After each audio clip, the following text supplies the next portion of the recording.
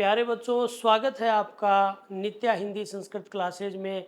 जैसा कि आप जानते हो, हमने तुलसीदास जी के जो 3 इसमें पद दिए गए थे, तीनों का भावार्थ किया।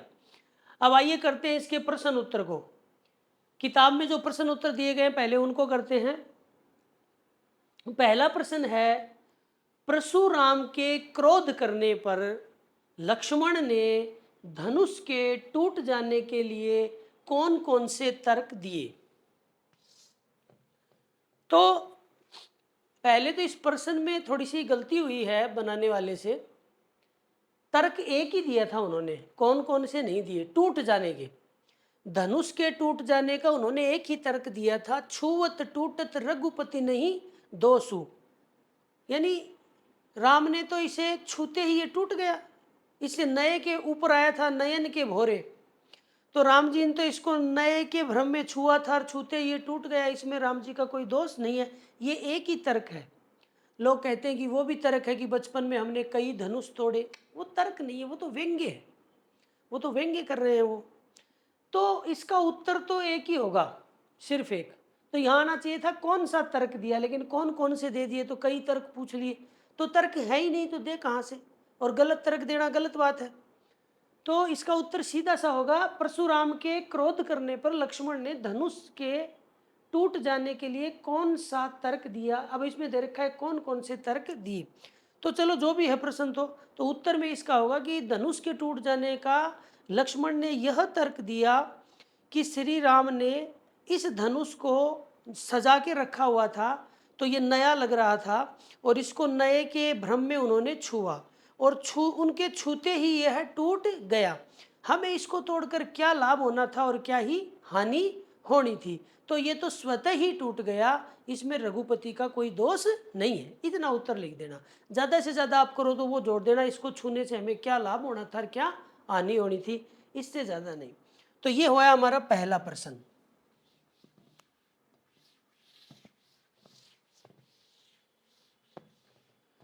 फिर दूसरा प्रश्न है कि परशुराम के क्रोध करने पर राम और लक्ष्मण, देखो परशुराम जी क्रोधित थे।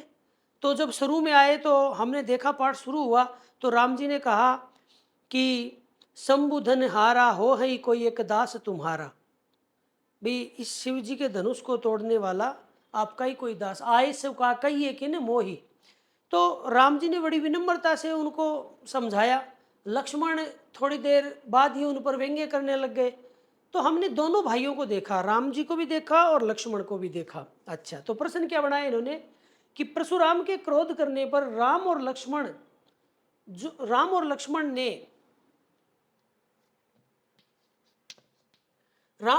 ने जो प्रतिक्रियाएं राम और लक्ष्मण की लिखो, राम और लक्ष्मण की जो प्रतिक्रियाएं हुई। भाई राम और लक्ष्मण ने जो जो उनके प्रतिक्रिया की उनके क्रोध करने पर, उसके आधार पर दोनों के स्वभाव की विशेषता, तो उसके आधार पे हमें पता तो चलता है राम का स्वभाव कैसा और लक्ष्मण का स्वभाव कैसा है। भाई परशुराम जी ने क्रोध किया तो जो प्रतिक्रिया राम ने दी कि किसी आप ही के सेवक ने तोड़ा होगा और जो भी सजा है वो दीजिए, और लक्ष्मण ने व्यंग्य किए। तो हमने दोनों भाइयों को देखा, तो दोनों भाइयों को आपने देखा, तो उन प्रतिक्रियाओं के आधार पर दोनों भाइयों के स्वभाव की विशेषताएं, तो उनके स्वभाव की किन विशेषताओं को पता चलता है कि राम के स्वभाव में तो क्या विशेषताएं थी और लक्ष्मण के स्वभाव में क्या विशेषताएं थी। प्रश्न ये है, अंतिम प्रश्न ये है कि दोनों के स्वभाव की विशेषताएं क्या थी। तो देखो राम के बारे में हम देखें तो राम क्या थे, सबसे पहले तो विनम्र थे, है ना, सहनशील थे, यानी सहन करने का स्वभाव था उनको, आज्ञाकारी थे,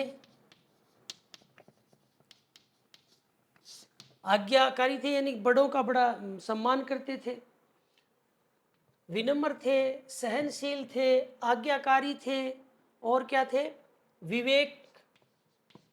विवेकपूर्ण,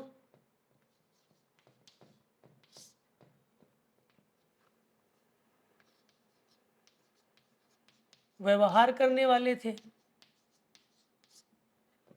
विवेकपूर्ण व्यवहार करने वाले थे और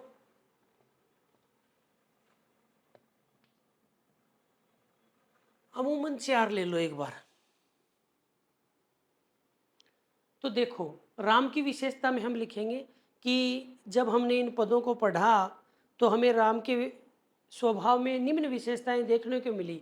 वो स्वभाव से विनम्र थे, सहनशील थे, आज्ञाकारी थे, विवेकपूर्ण व्यवहार करने वाले थे और विवेक शांत स्वभाव भी आप इसमें लिख सकते हो, एक शांत स्वभाव,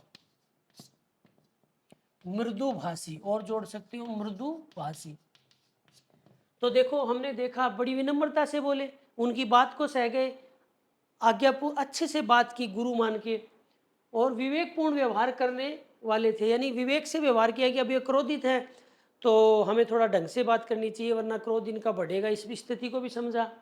और शांत स्वभाव था, कूल थे, एकदम ठंडे थे और मृदुभाषी थे, बड़े मीठे शब्दों में बोला कि किसी सेवक ने ही किया होगा। तो अमूमन ये चीज़ें हमें इस पाठ में राम जी में देखने को मिली।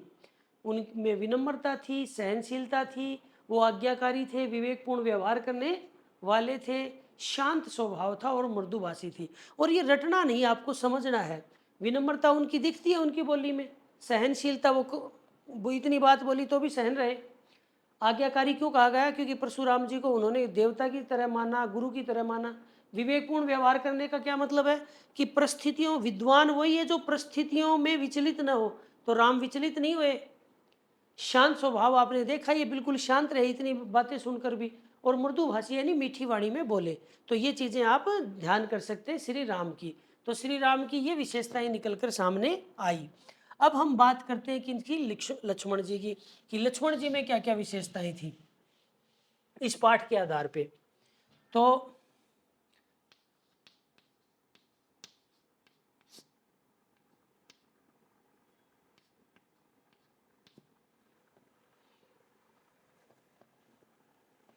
अब देखो लक्ष्मण जी में क्या थी। पहली बात तो क्या थे, वो शीघ्र क्रोधित होने वाले थे, शीघ्र क्रोधित होने वाले। फिर वाक्पटु, बोलने में चतुर, वाक्पटु थे। व्यंग्य में दक्ष, वो व्यंग्य भी कर रहे थे और अपने व्यंग्य को तर्क सहित रख भी रहे थे। ये बहुत बड़ी बात है। देखो वाक्पटु तो बोलने में चतुर थे, ये और ये चीज़ अलग है दोनों। वो बोलने में चतुर थे, यानी किसी कोई अगर उनको सवाल जवाब करता है तो उसके उसके उत्तर बड़े अच्छे से दे सकते थे, वो वाक्पटुता है। और वो व्यंग्य कर रहे थे कि ऐसे धनुष हमने बहुत तोड़े हैं और ये है वो, और ये आप तो अपने आप को महान योद्धा मान रहे हो और यहाँ कोई छुई मुई नहीं है और कोई, ये सब क्या थे? व्यंग्य। तो व्यंग्य में दक्ष थे, व्यंग्य करने में दक्ष थे। अच्छा, और लक्ष्मण में क्या? क्रोधी, शीघ्र क्रोधित होने वाले थे, वाक्पटु थे, व्यंग्य में दक्ष थे, वीर, वीर थे, भयभीत नहीं हुए। सरासन कहा, जो कछु कहा सहित अभिमाना, देखा आपका सरासन बाण भी देखा है, आपका फरसा भी देखा है, जो कछु कहा, जो मैंने जो कुछ आपको कहा है ना, सहित अभिमान है, मैंने पूरे घमंड से कहा है। तो वीरता की भी थे, वीर भी थे। अच्छा, इसके साथ असहनशील थे, असहनशील, ज्यादा किसी की बातें सह नहीं पाते थे, ज्यादा किसी की बातें सह नहीं पाते थे। और चंचलता थी उनमें, क्या थी?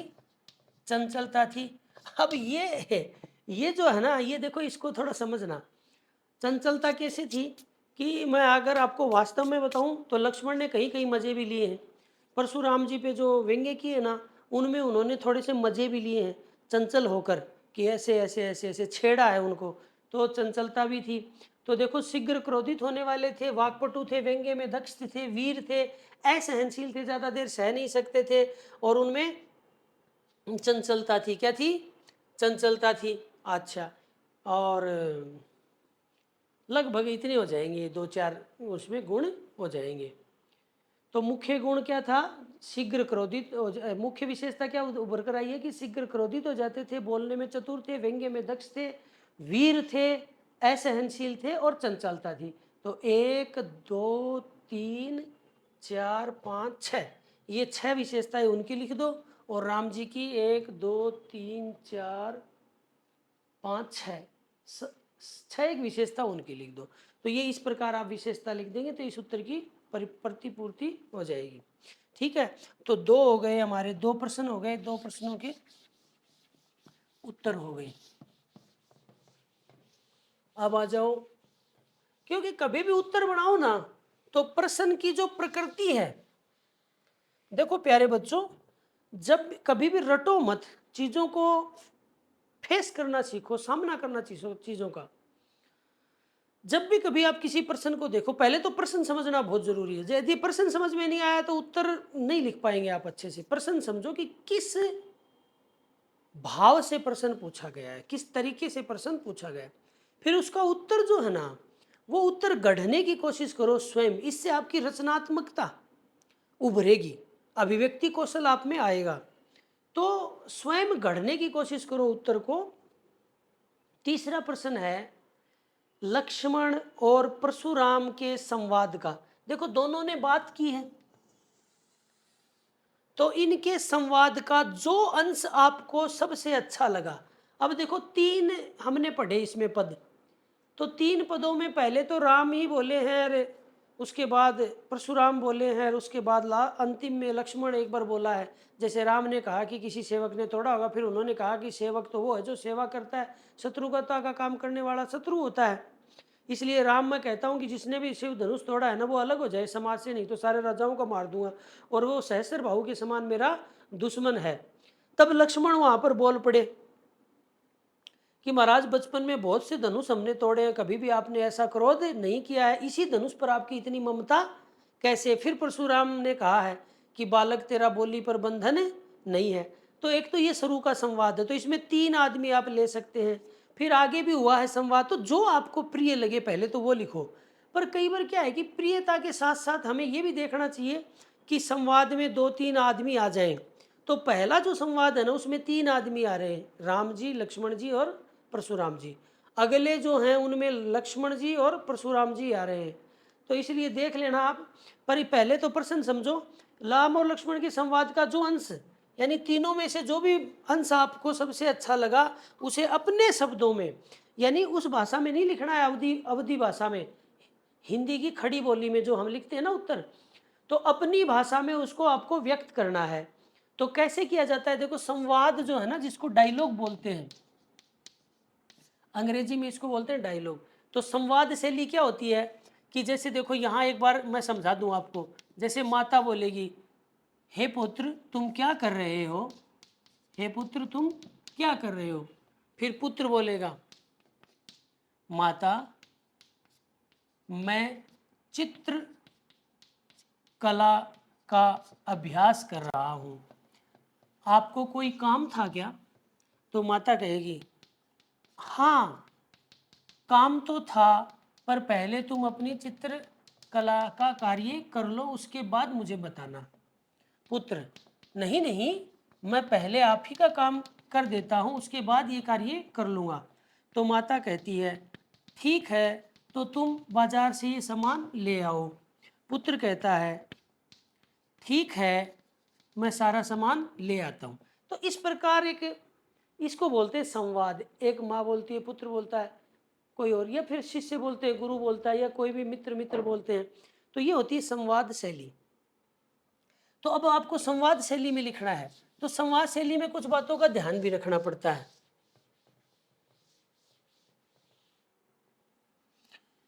किस चीज का ध्यान रखना पड़ता है, जैसे पहले के हम जिक्र करें तो राम करेंगे, और फिर कोष्टक में देंगे विनम्रता पूर्वक, विनम्रता पूर्वक, ऐसे कोष्टक में देंगे। और फिर लिख देंगे नाथ शंभु धन भंजरी आ रहा, उसका हिंदी लिख देंगे कि हे स्वामी, इस धनुष को तोड़ने वाला आपका ही कोई सेवक है, और अब आज्ञा क्या है, सजा क्या है, वो आप सुनाइए, और आप बेमतलब में दुखी मत होइए। ये राम ने कहा। फिर यहाँ जाएगा राम जी वाली बात आ जाएगी। फिर आ जाएगा परशुराम, फिर ऐसे निशान लग जाएगा, इसके बराबर ही लगाना निशान यहाँ, ये चाहिए जगह छोड़नी पड़े आपको। फिर ये आ जाएगा, फिर यहाँ से परशुराम जी बोलेंगे, कि सुन राम सेवक वो होता है जो सेवा करता है, शत्रुता का काम करने वाला शत्रु होता है। और इस धनुष को जिसने भी तोड़ा है ना, मैं उसको बख्शने वाला नहीं हूँ, वो समाज को छोड़ के अलग हो जाए, वरना मैं सब राजाओं को मार दूंगा। तो इस प्रकार की उनकी बातें लिख देंगे। फिर आ जाएगा लक्ष्मण जी, फिर यहीं लगाओ, ये जगह छोड़ दो। फिर लक्ष्मण बोलेगा कि बचपन में हमने कई धनुष तोड़े, लेकिन आपने कभी ऐसा क्रोध नहीं किया, इसी धनुष पर इतनी ममता किस लिए है। फिर परशुराम आ जाएगा कि हे बालक, तेरा बोली पर बंधन नहीं है, तू बड़ा ज़्यादा बोल रहा है, और तू नहीं जानता कि ये धनुष जो है ना, शिव जी के धनुष के समान धनुष है। इस बात को सारा संसार जानता है। तो इस प्रकार आप किसी एक को याद कर सकते हैं अच्छी तरह से, पर इसको याद करेंगे तो 4 पात्र आपको मिल जाएंगे। पात्र तो 3 ही हैं, पर कथन के रूप में 4 पात्र मिल जाएंगे, और करोगे तो आपको 2 ही पात्र मिलेंगे। तो जैसा आप पसंद करें, जिस तरह आपको सहूलियत नजर आए उसी हिसाब से आप कर लीजिएगा। तो 3 प्रश्न हो गए, हम अब प्रश्न 4, 5 और उसको करते हैं, ठीक है। चौथा प्रश्न हम देखते हैं। चौथे प्रश्न में क्या बताया, प्रश्न को समझिएगा।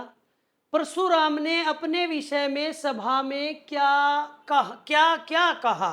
सभा में वो बोले ना, तो उन्होंने क्या क्या कहा, निम्न पद्यांश के आधार पर बताइए। यानी ये जो बातें दी गई है ना, इन बातों के आधार पर उसको आप बताइए।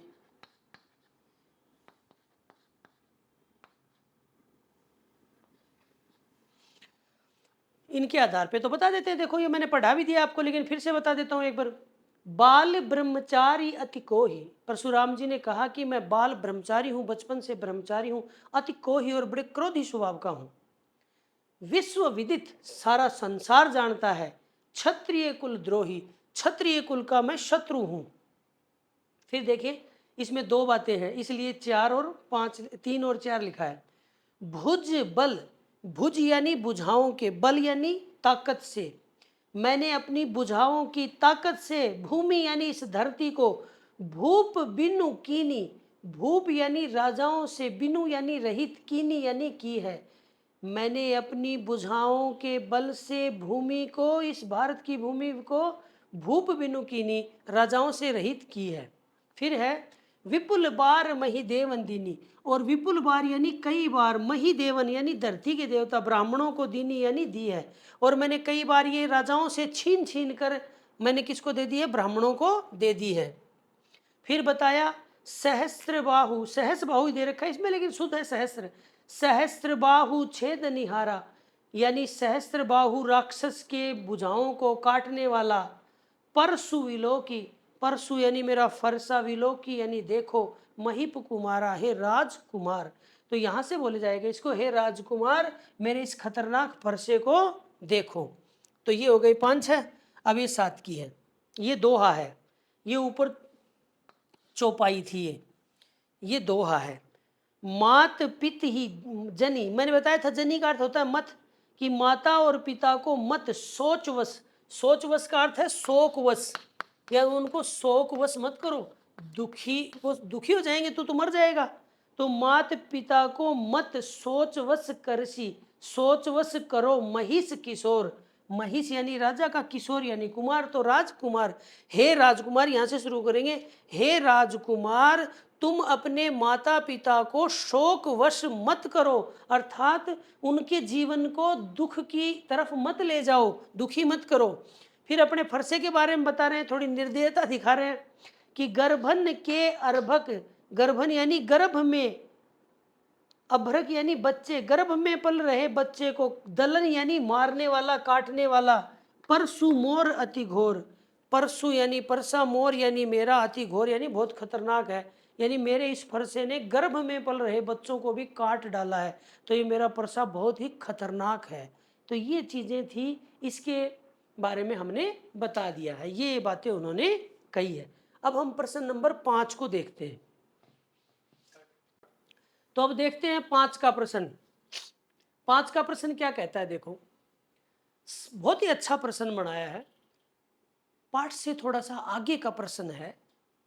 आप अंदर से कितने मजबूत हैं ज्ञान के मामले में, उसका प्रश्न है कि साहस और शक्ति के साथ विनम्रता हो तो बेहतर है। ये एक मोरल वाक्य दिया इन्होंने, नैतिक वाक्य, कि किसी व्यक्ति में साहस भी है और शक्ति भी है, यानी शक्ति भी है शरीर में। कई आदमियों में शक्ति तो होती है लेकिन हौसला नहीं होता, देखते हो आप, अट्ठे कट्टे होते हैं लेकिन कुछ कर नहीं पाते। तो किसी आदमी में शक्ति भी है और साहस भी है, वो डरता नहीं है किसी से।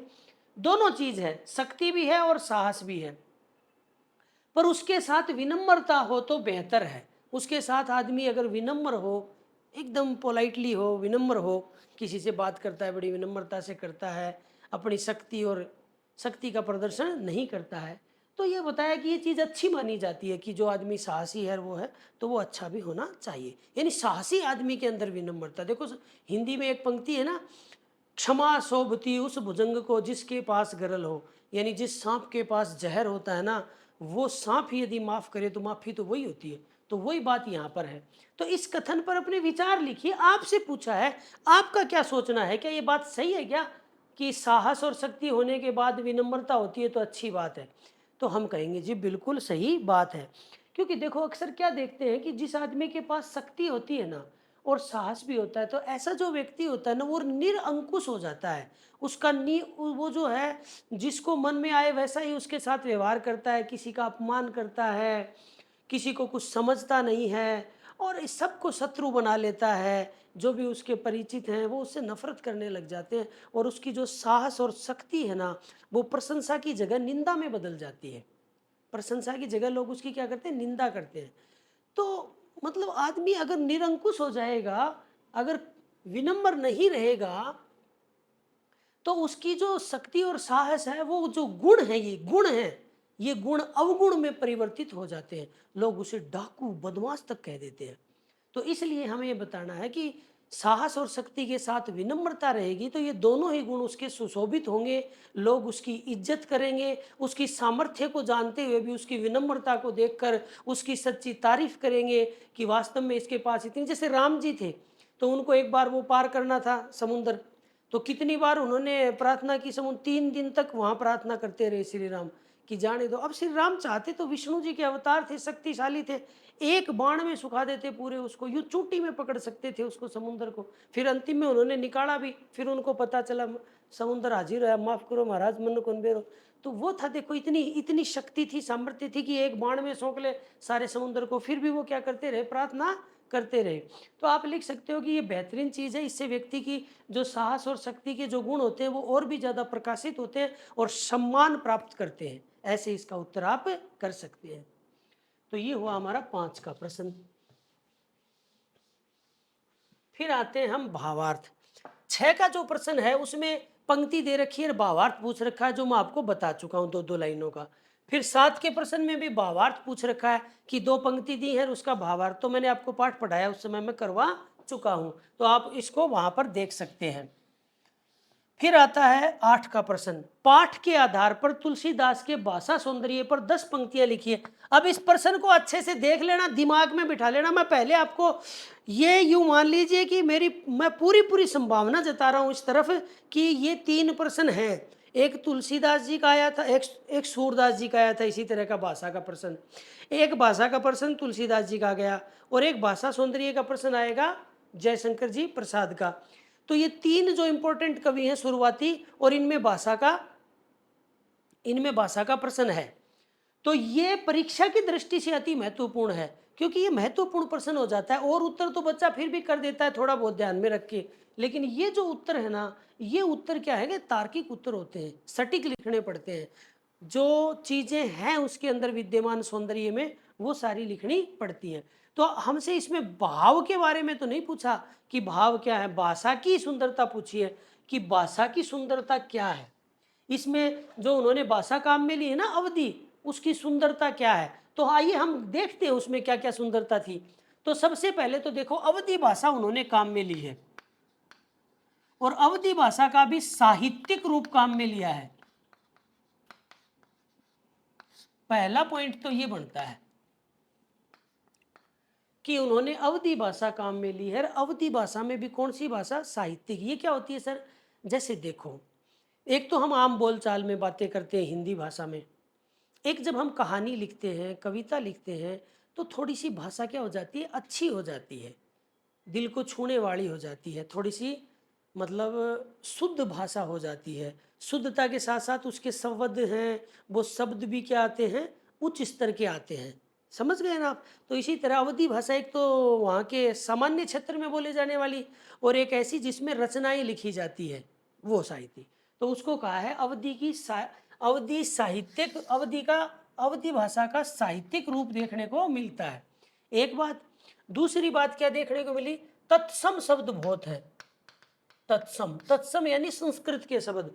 जब जहां भी आप पढ़ोगे वहां पर संस्कृत के शब्द है, तो तत्सम शब्दों की बहुलता है,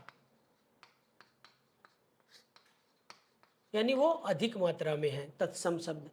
फिर उसके बाद है समासिक, सामासिक शब्द। समासिक शब्द भी हैं, जैसे भृगुकुल केतु, है ना, और भृगुवंश मणि, ऐसे करके समासिक शब्द भी हैं। साथ ही साथ क्या है, छंद। छंद में चौपाई और दोहा, ये छंद काम में लिए गए हैं। अलंकार भी हैं। अलंकार में जैसे अनुप्रास तो है ही है, प्रत्येक चरण के अंत में अनुप्रास, अनुप्रास है, उपमा भी है, और इसमें एक आया है उत्प्रेक्षा भी है। ये अलंकार भी काम में लिए गए हैं। अच्छा, फिर और क्या चीज़ें हैं, और इसके अंदर है संवाद योजना। संवाद योजना यानी डायलॉग जो बोले जा रहे हैं ना, वो बड़ी उच्च श्रेणी की है या उत्कृष्ट श्रेणी की है। संवाद बहुत ही उत्कृष्ट श्रेणी की है। ठीक है। एक विशेषता क्या है भाषा की,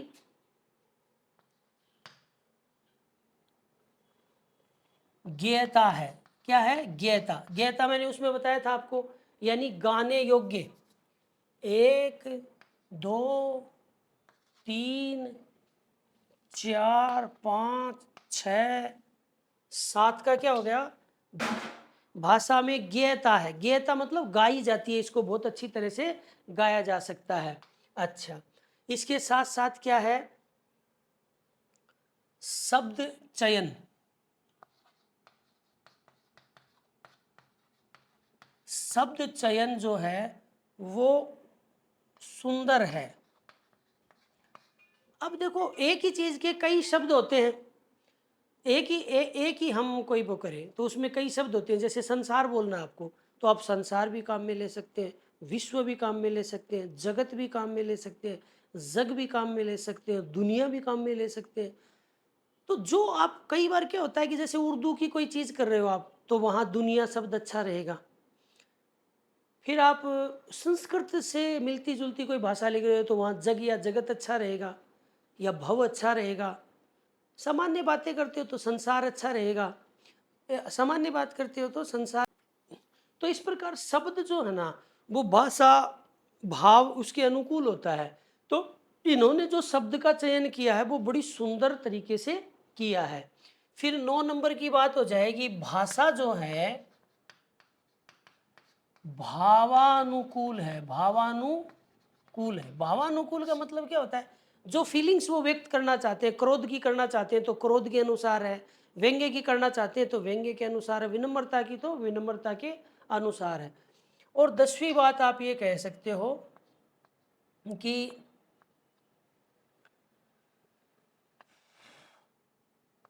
वीर वीर रस जो है प्रमुख। लोकोक्ति मुहावरे करो इसमें आप 10 का कर देना, क्योंकि इसमें कुंबड़ बतिया को नाइर फूंक से उड़ जाता है पहाड़, वो जो लोकोक्ति, तो मुहावरे व लोकोक्ति से भाषा सुसज्जित है, सुसज्जित है। तो इस प्रकार आप कर सकते हो। अवधी भाषा का साहित्यिक रूप है, तत्सम शब्दों की बोलता है, सामासिक शब्द हैं, छंद चौपाई दोहा आदि है, और रस भी कर सकते थे। जैसे मैं बना रहा था 10वां बिंदु की वीर रस प्रमुखता से उभर कर आया है। 1-2 जगह शांत रस भी है और 1-2 जगह हास्य रस भी है हल्का सा। लेकिन वो काट दिया फिर मैंने। तो यह है, अलंकार भी हो गए हैं, संवाद योजना भी उत्कृष्ट श्रेणी की है, ज्ञेयता है, फिर हमने लिखा शब्द चयन बहुत सुंदर है, फिर भाषा भावानुकूल है, मुहावरों का लोकोक्तियों का प्रयोग है, और रस का भी आप जिक्र कर सकते हो कि वीर रस, हल्का सा हास्य रस, और शुरुआत में राम जी बोले तब शांत रस। तो ये रस है। तो इस प्रकार 11 बिंदु हमने बना दिए। प्रश्न था हमारा 10 बिंदुओं का कि पाठ के आधार पर तुलसी के भाषा सौंदर्य पर कितनी पंक्तियां लिखी है, 10। हमने बनाई कितनी, 11 के लगभग। तो जो आपको अनुचित लगे वो छोड़ देना, एक दो। और ज़रूरी नहीं होती कि वो 10 कहते हैं ना तो आप 10 ही लिखें। ये तो आपकी देखो विद्वता पर निर्भर करता है। आप वहाँ 8 भी लिख सकते हैं, 7 भी लिख सकते हैं, काम चल जाएगा आपका।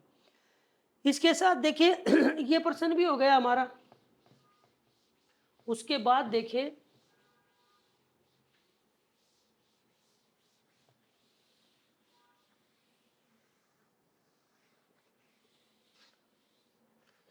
अगला प्रश्न है, पूरे प्रसंग में व्यंग्य का अनूठा सौंदर्य है। यानी बार बार कोई व्यंग्य करता है तो वहां हंसी तो आती है लोगों को। तो व्यंग्य की भी एक क्या हो गई, सुंदरता हो गई। अनूठा यानी अनोखा। तो इसमें व्यंग्य का अनोखा सौंदर्य है, यानी सुंदरता है भाई। हम भी देख लो, खुशी होते हैं। आजकल कॉमेडी शो वगैरह आप देखते हो तो वहाँ पर एक दूसरे पर व्यंग्य करते हैं। हमारे चार्ली चैपलिन हुए, उन्होंने खुद पे व्यंग्य किए हैं।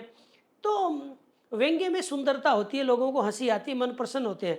तो कह रहे हैं कि इसमें है, तो उदाहरण के साथ स्पष्ट कीजिए कि कहाँ कहाँ व्यंग्य हुआ, उसका उदाहरण दीजिए। तो एक तो बहुत धनुष हमने तोड़े हैं बचपन में, बहुत धनुष बचपन में तोड़े हैं। एक तो यहाँ व्यंग्य किया है लक्ष्मण ने, है ना। अच्छा, फिर दूसरा व्यंग्य तुरंत किया, इसी धनुष पर ममता क्यों है, इसी धनुष पर ममता क्यों है। फिर आगे व्यंग्य किया कि हमारे हिसाब से तो सभी धनुष समान होते हैं, ये व्यंग्य किया। फिर आगे व्यंग्य किया कि यहाँ कोई फूंक से उड़ जाने वाला नहीं है। फिर उससे आगे व्यंग्य किया कि कोई छुई मुई नहीं है। और फिर और व्यंग्य किया कि आपकी सारी चीज़ें देख ली हैं, वीरता के साथ व्यंग्य किया, सरासन बाण वगैरह। तो ये व्यंग्य ही व्यंग्य है। तो आप कोई भी 3 या 4 व्यंग्य उनमें से लक्ष्मण वाले चुन लीजिए और चुनकर उनको लिख दीजिए। तो प्यारे बच्चों, अब आ गए हम 10 के प्रश्न पर। 10 का प्रश्न जो है उसको देखते हैं। निम्न पंक्तियों में, ये जो पंक्तियां लिखी हुई हैं, पंक्तियां इसमें 2 और भी हैं लेकिन वो आउट ऑफ कोर्स हैं, वो आपके कोर्स में नहीं सम्मिलित हैं। पिछले बार के कोर्स में थी वो, उससे पिछले बार में। निम्न पंक्तियों में अलंकार पहचान कर लिखिए, यानी इनमें कौन सा अलंकार है वो आपको बताना है। तो देखो, यहाँ बै है, फिर यहाँ भी बै है, फिर यहाँ भी बै है। तो बै 3 बार आ गया, बै बै बै। बालक बोली बंध्यो नहीं तो ही। तो ये बै बै आने से कविता थोड़ी सुंदर बन गई है, इसी को अलंकार कहते हैं। कविता की सुंदरता बढ़ाने वाले गुण या धर्म को अलंकार कहते हैं। तो कविता सुंदर बन गई है। तो इस प्रकार जब बै बै आता है तो कौन सा अलंकार होता है, तो अनुप्रास अलंकार होता है। कौन सा होता है, अनुप्रास अलंकार। अनुप्रास के भी भेद होते हैं, 1 2 3 4 5 ऐसे। तो उसमें एक भेद होता है वृत्या अनुप्रास। अनुप्रास अलंकार बताना आपको, और अनुप्रास में भी कौन सा है, वृत्या अनुप्रास। एक ही अक्षर 2 से अधिक बार आए, 2 नहीं 2 से अधिक बार आए तो वहां पर वृत्या अनुप्रास हो जाता है। तो ये 3 बार आ गया ना, तो अनुप्रास अलंकार लिख दोगे तो भी काम चल जाएगा, लेकिन वृत्या अनुप्रास लिखोगे तो और अच्छा माना जाएगा। दूसरा देखो, कोटि कुलीस समवचन तुम्हारा। तो इसमें भी देखो कै 2 बार आ गया है, तो ये भी अनुप्रास है। वर्ण एक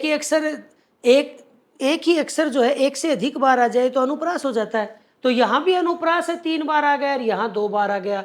तो 2 बार आता उसको बोलते क्या है, बताइए, 6 का अनुप्रास। क्या बोलते हैं, 6 का अनुप्रास।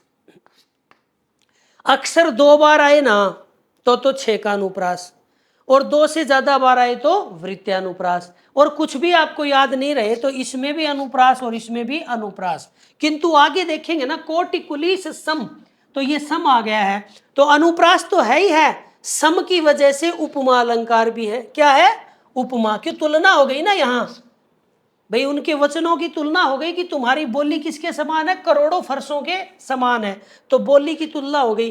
तुलना याद नहीं रहे तो सम, समान, समहु, सरिस, सा, से, सी, ये जब आ जाते हैं तो कौन सा होता है, उपमा अलंकार होता है।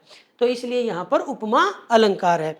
प्यारे बच्चों, मैं आपको 2 पाठ पढ़ा चुका हूं, एक सूरदास जी का और एक तुलसीदास जी का पाठ, और उसके प्रश्न उत्तरों के सहित उनके कवि के परिचय केवल करवाए नहीं, आपको याद भी करवाए मैंने बोर्ड पे, फिर लिखित में भी दिए हैं।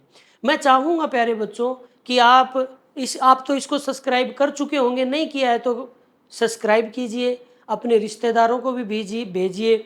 और जल्दी ही इसके कंटेंट जो हैं, शॉर्ट कंटेंट जो हैं, आपको इंस्टाग्राम पे भी मिलेंगे और फेसबुक पे भी मिलेंगे, और उसका जो डिस्क्रिप्शन है वो आपको नीचे लिंक में मिल जाएगा। तो वहाँ जाकर आप उनको फॉलो कर सकते हो और उनको भी देख सकते हो। छोटे छोटे रूपों में और भी अन्य आकर्षक चीज़ें उसमें डाली जाएंगी।